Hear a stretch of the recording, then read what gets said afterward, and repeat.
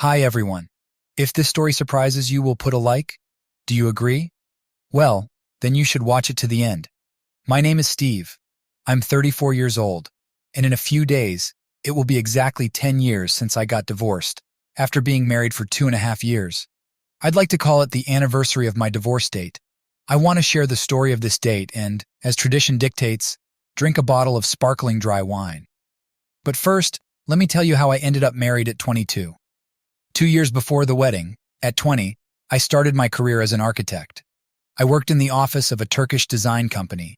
Being the youngest and without a college degree, I often had to work late into the night. Back in 2006, there probably wasn't even YouTube yet.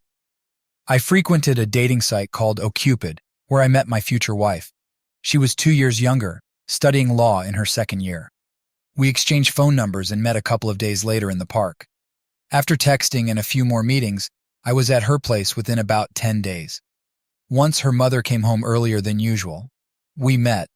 I remember sitting in the kitchen about 60 square feet, where my future mother-in-law was cooking something, serving it to me, and asking who I was, what I did, where I worked, where I studied, and similar questions usually asked in such situations.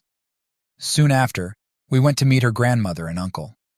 I got the impression that the grandmother didn't like me initially, or perhaps immediately disliked me, uttering something like, "He's obviously a player."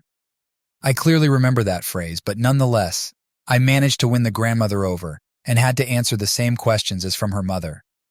During the 2 years we dated before the wedding, there wasn't a day we didn't see each other, not a single day when her mother asked her to come to the cottage, and I couldn't because I was working. My future wife, Emily, would not go anywhere without me. There were times when I was unemployed and thus had no money, but I would walk 4-5 miles to see her, and the same distance back, through snow and rain.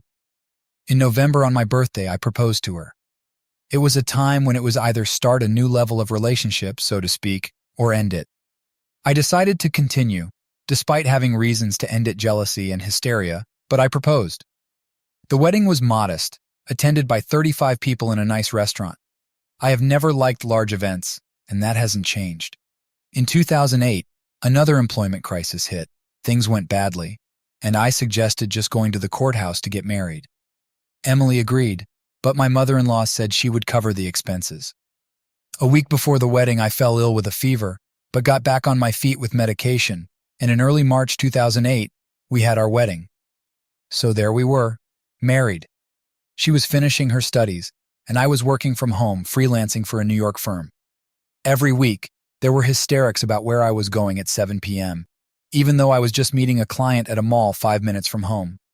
I didn't have an office and met clients in malls, occasionally inviting them home. We lived separately from our parents in my mother-in-law's second apartment. Several times, Emily would tell me to find a real job. What she meant by real wasn't clear, and I didn't ask. I'll just say that my salary was definitely higher than that of architects employed in our city. About a year and a half into our marriage, the hysterics became so irritating that I just left for New York, or rather Newark via New York, where my first love, Alexandra, lived. Since I was constantly accused of infidelity, I thought, why not go and actually commit it? But there was no one readily available, and with oneself doesn't count, so I decided to do it with someone significant to me, Alexandra. We sneaked through the hotel reception, went into the room, I drank some wine. She couldn't because she was breastfeeding. Maybe that's why nothing happened. Realizing that the breast I saw wasn't mine, but her child's, we just lay there, talked, and I left without doing what I came for.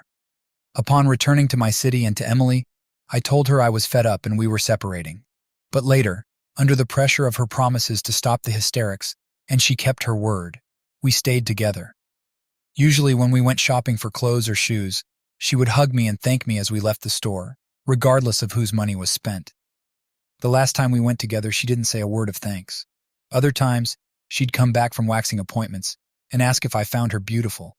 I had never been asked this before. Around the same time, she expressed a desire to whiten her teeth. That same month, I bought her Chanel perfume, and for myself, Dior Sauvage, a brand I still use to this day. And that same month, I spent the night away from home for the first time.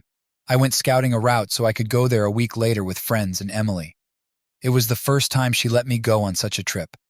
Remember, she never went anywhere without me, nor let me go anywhere without her. We planned to go to Horseshoe Bend, 130 miles from Phoenix, on the Colorado River, on Friday, August 26th. Emily, several couples of my friends, and a few people I didn't know were supposed to join. It was the second time in her life Emily refused to go with me, citing the cold night air in the tent as her reason, supported by her mother, though it was strange to hear her complain about the cold. I was supposed to go by bike alone, departing in the morning, while all my friends, including Emily, were to follow in cars after work. So on Friday, August 27th, 2011, at 10 a.m., after Emily had gone to work at the bank, I was packing my backpack, had already put on my sneakers, and I don't know what came over me, but I decided to leave a voice recorder in the kitchen on top of a cabinet. I left the apartment, descended in the elevator with my bike, backpack, and tent. Around noon, as I was leaving the city, Emily called, but I didn't answer. A friend called to say Emily was pestering him about where I had gone and when I would return. By 2 p.m., I had cycled 20 miles from the city. I didn't pick up the phone. At 3 p.m., I was at a crossroads, unsure of where to go, trying to stop a car to ask for directions, but no one stopped, thinking I was just a tired cyclist who needed a lift. By 5 p.m., I had covered most of the journey. I still didn't pick up the phone. At 7 p.m., I stopped at a store for beef jerky and minimal provisions. Still, I didn't pick up the phone. At 7:30 p.m., I arrived at Horseshoe Bend and staked out our spot. Some guys came up, tried to give a firm handshake, asking silently why I was taking up so much space. I used to be a pianist. Try squeezing my hand. From the handshake, they realized they wouldn't get the spot. Moreover, they were told that 5 cars would arrive. At 8 p.m., my friends hadn't arrived yet, and I was hungry. I wondered how many calories I had burned pedaling 130 miles. I approached a neighboring camp to ask for water. They gave me half a bottle, which briefly quenched my hunger. I didn't pick up the phone.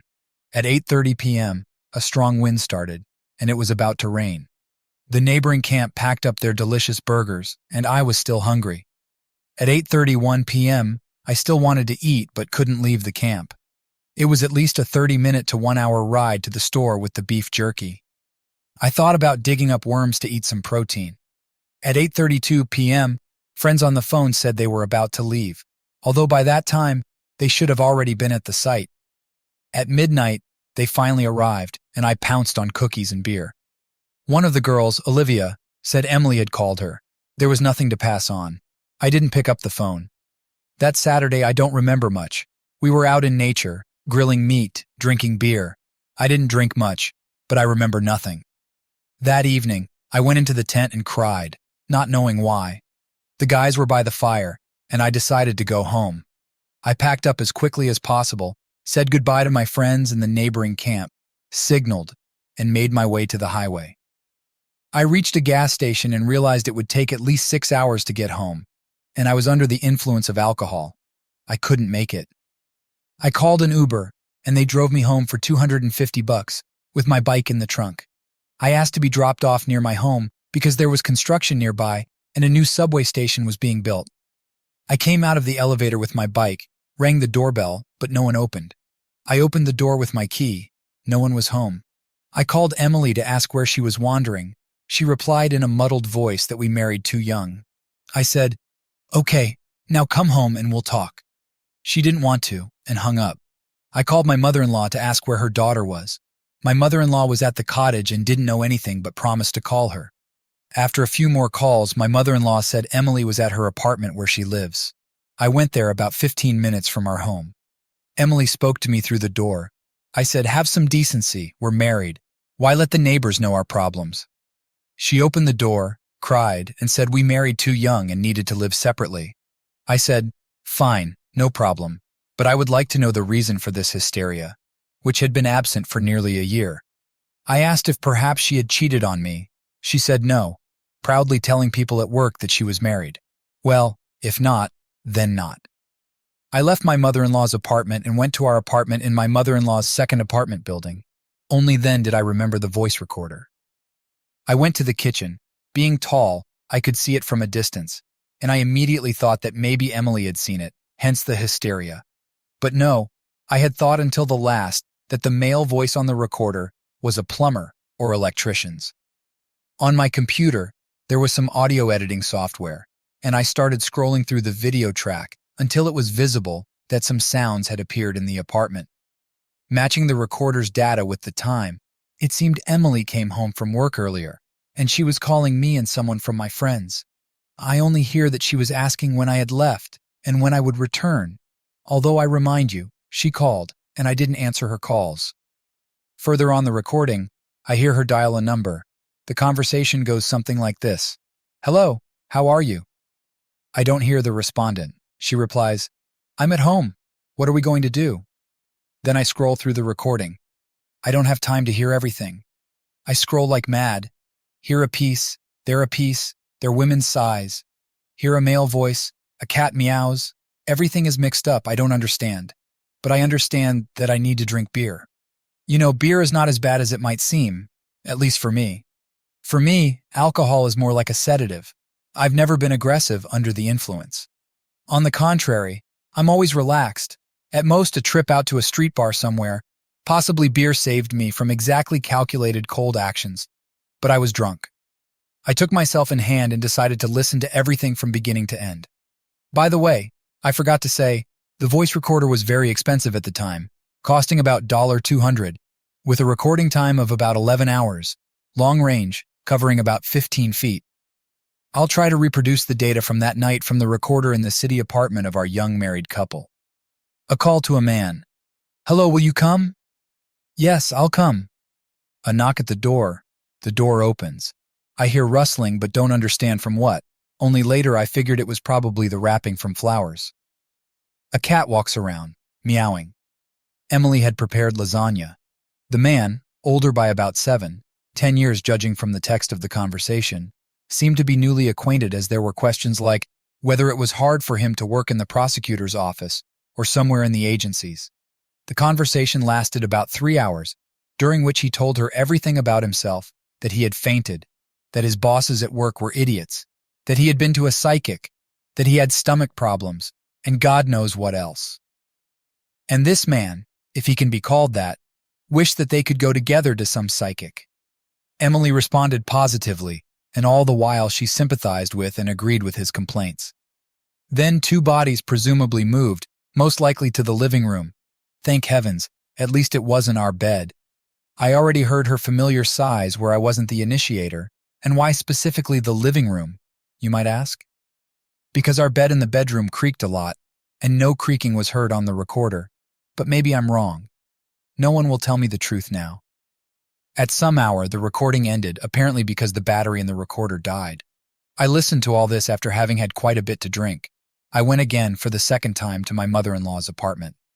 Emily again didn't open the door, but after some persuasion, she did. I again said, "Don't you want to tell me anything? Maybe you cheated on me once?" In response, again I hear that she proudly told everyone that she was married and didn't need anyone else. Then I start quoting her dialogue and that of the man she was tumbling with on our sofa. I quote about the man's stomach problems, his fainting, his trip to the psychic. I ask her about the lasagna, and she looks at me with glassy eyes, looking through me. I pass my hand in front of her eyes, and she doesn't react. After a while, she came to her senses. I ask, "Couldn't you have just told me normally, and we could have just parted ways?" Almost 5 years of life with the only person I was wondering what to do now.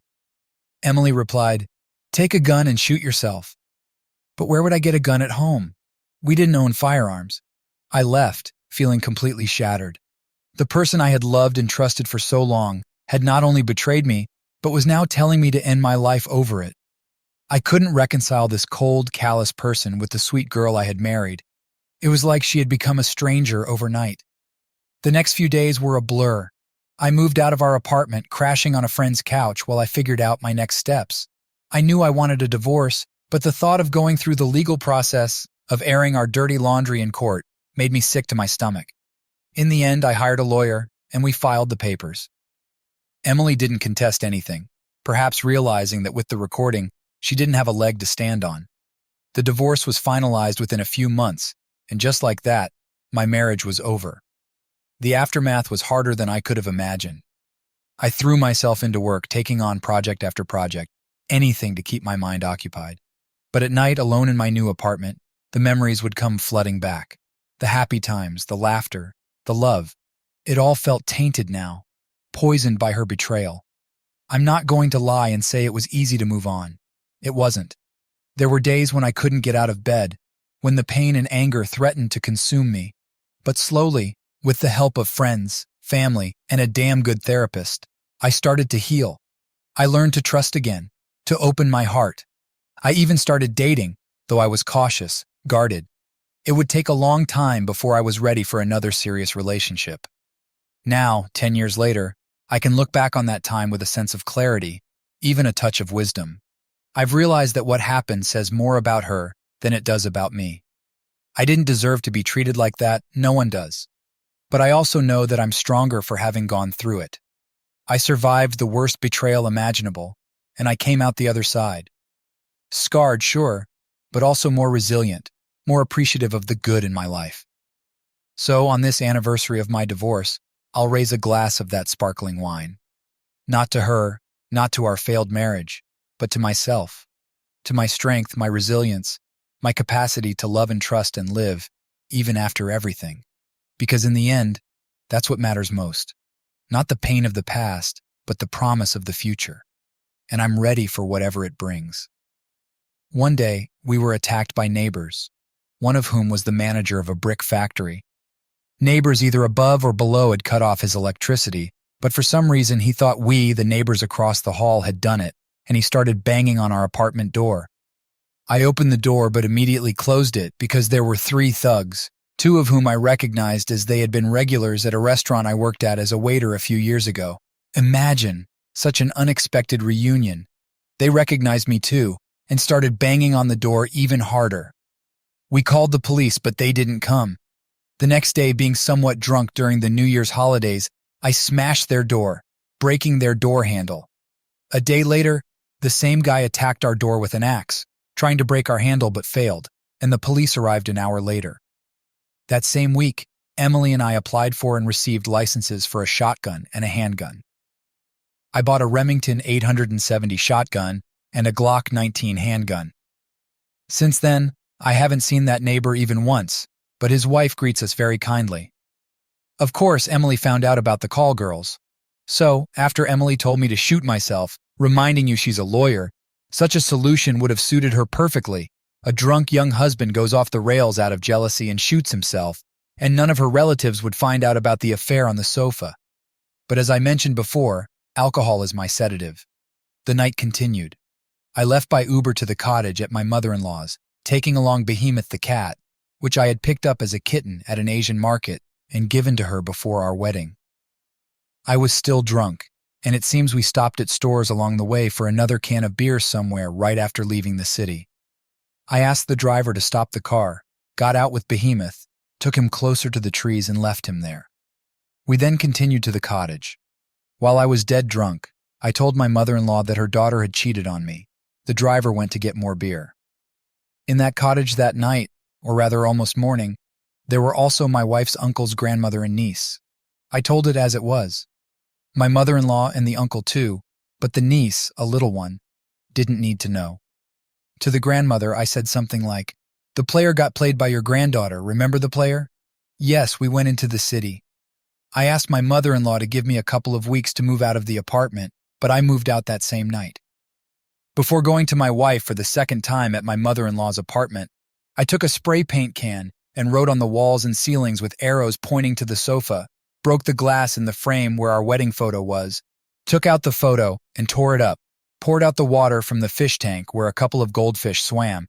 I think I also broke the tank, and what remained of it, I put in the bathtub, along with a couple of our adult toys that we had in our arsenal. The first day after the divorce, when I say divorce, I mean an unofficial divorce. The time when we actually separated was August 27th. We filed for divorce on September 1st, 2011. That is, 3 days after the aforementioned night. I called a moving truck, told a friend what had happened, and asked for help moving. I moved in with my parents. My friend, who shares my first name, couldn't believe what had happened. Moreover, he started saying that I had made it all up. But after playing the audio recording from the computer, he changed his opinion, and we started loading things. Emily texted my mother's phone. "I loved you and still love you. I moved out, called my mother-in-law to hand over the keys, and she asked to bring the voice recorder. The second day after the divorce, I handed over the keys and the voice recorder to my mother-in-law, called Emily, and we agreed on a date to go to the courthouse. The date was set for September 1st. The third day after the divorce, I have a domain name in my surname, created an email for myself and similarly for Emily. Emily's Skype was registered to this email. I changed the password, logged into her account, and looked at the correspondence. In the correspondence, a certain Ryan, this is not the man with whom Emily was on the sofa, asked where she had disappeared. I started the conversation. It was during working hours. I say, as he himself likes, "Do you love me?" I ask him to turn on the camera to see his face. Although he was hesitant, he eventually agreed. This guy was about a couple of years older than me. I asked him some more questions, like whether he wanted to be with me. He said that I should already know the answer to these questions. After 5-10 minutes of chatting, he said he felt bad. His heart was hurting. He was nervous. I told him to take some valerian. After revealing who he was actually chatting with, he acknowledged it, asking if I knew who he really was. By then, I knew, just another man, and he signed off. In the end, he said he hadn't slept with Emily, but that it was okay, he hadn't lost much, and there was still everything to look forward to. In the archive, there was also correspondence with a certain Ellen or Olivia. I don't quite remember, but it was the same name as one of my friend's girlfriends. In their exchange, they discussed some trip to a cafe with some guys. So, on September 1st, we went to the courthouse, which is located on Main Street. I completely forgot that we needed to pay the filing fee. I ran to a bank on a parallel street, whether I joined the wrong line or something else, but the young man behind the glass refused to serve me. I hit the glass a couple of times. It was probably 3 inches thick. The young man said he would call the police. I said fine, but looking at the receipt, he accepted my payment. Later, I wanted to bring him a bottle of brandy to apologize for my aggression, so when I went back a month after the incident, he was not there several times. Emily asked if I really wanted to divorce, because to her, it sounded like an insult. The woman taking the application asked for the reason for the divorce. I wrote honestly, infidelity on the part of my wife, and asked Emily to change her surname as soon as possible. A week after the divorce, I retrieved the voice recorder from my mother-in-law. She said she hadn't heard anything. There were still some of my things in the apartment. I called my mother-in-law to ask her to collect them. Emily's mother did not warn her daughter about my visit, and she was, to put it mildly, surprised to see me. She started yelling at me, "How dare I vandalize the apartment and write such filth?" My mother-in-law said it was nothing serious. A little more than 30 days after the divorce, on October 4th, Emily asked if I would go to the courthouse for the final decree. I said I was just ironing my jacket and tie and was ready to come. Apparently, if you don't show up, the application gets annulled, as far as I know. They issued us a divorce decree on the steps of the building. I said goodbye to my now ex-wife and told her not to forget to change her surname. Then I walked left and she went right. I walked around the building, crossed over to the opposite side, across the river, and saw her walking there, crying. The evening and night after the divorce on October 4th, I met someone at a strip club. When I moved to my parents' apartment the night of the divorce on August 27th, I met a friend there who also had been with us at Horseshoe Bend. Turns out he lived in the next building over, and we had been neighbors, though I had lived there a long time myself. Of course, I told him everything in detail, and we decided to celebrate after receiving the divorce documents. I was fully equipped, having brought a DSLR camera, fireworks, and a bottle of sparkling wine, and dressed in neatly ironed trousers. We headed downtown where I launched the fireworks. My buddy filmed it on camera. Then we went to a bar near the courthouse. I asked how much it cost to break glasses, paid $30, and ceremoniously exited the cafe with a glass of undrunk cognac. On the steps of the courthouse, I knelt down, pulled out the divorce decree, set it on fire, watched it burn on camera, which my friend was filming, finished the cognac in one gulp, and smashed the empty glass on the marble steps. Then, I had to do a second take because, darn it, I was supposed to burn the marriage certificate, not the divorce decree. Where did I get it, you ask? Because it's supposed to be submitted when filing for divorce. The thing is, I had lost it during the move, and it seems that I actually paid for this loss during the restoration. In short, I burned everything that could be burned and drank everything that was poured that night. That same night, I discovered the wonderful world of strip clubs and the main attraction of the flesh there. For several years after, it became a tradition to go to a bar on October 4th. In the last 5 years, I've lost interest in bars, although I've been there a couple of times with my new girlfriend.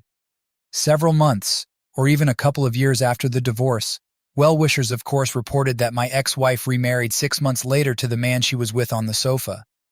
Later, they reported that she lived and led about the same kind of life and that things were not smooth between them. One day, I was coming from a hardware store, carrying ceiling moldings in my hands, and saw her. She was apparently coming from work. The sidewalks were fenced off with knee-high barriers, and she tried to slip past me, but I stopped her and asked if she had changed her surname. Later, I told the informer I didn't want to hear anything about her, though I generally didn't want to hear anything about her before. You know, what I regret most and always say when the occasion arises is not that I lost a wife and a loved one. I regret losing a good mother-in-law. Of course, some women like to think that they are missed and waited for and all that, but that's nonsense instilled by soap operas. Love passes quickly, sometimes very quickly. Love is exclusively a mutual feeling, and if one in the couple does not love, then perhaps it makes sense to reconsider the name of their feelings. My ex-mother-in-law is a wonderful person. She knew her daughter well, her tantrums and volatility. When she went to complain to her, she would say, "Steve, your husband, listen to him." Honestly, I never understood jokes about mothers-in-law. Those jokes were not from my world. Nevertheless, Emily grew up in a broken home. Her parents separated, and I understood that Emily was mostly raised by her grandmother and only occasionally by her mother. When I asked about her father, Emily always said he was a scoundrel, left her mother, didn't give money, and used his connections to get her fired from work. Where her father got so much negativity towards the mother of his child, I wondered. And another question, did Emily repeat her mother's story out of ignorance at the genetic level of why a man is needed in the house? We had scandals and tantrums. Why didn't you tell me what to prepare for tomorrow? A scandal. Why aren't you eating? A scandal. Remember about the real job? A real job, in Emily's understanding, was a job where you leave and come back at a specific time. Guess why? For a long time after the divorce, married women were taboo for me. After some time, it dawned on me that if not me, then someone else would end up with them eventually. They don't go astray at gunpoint.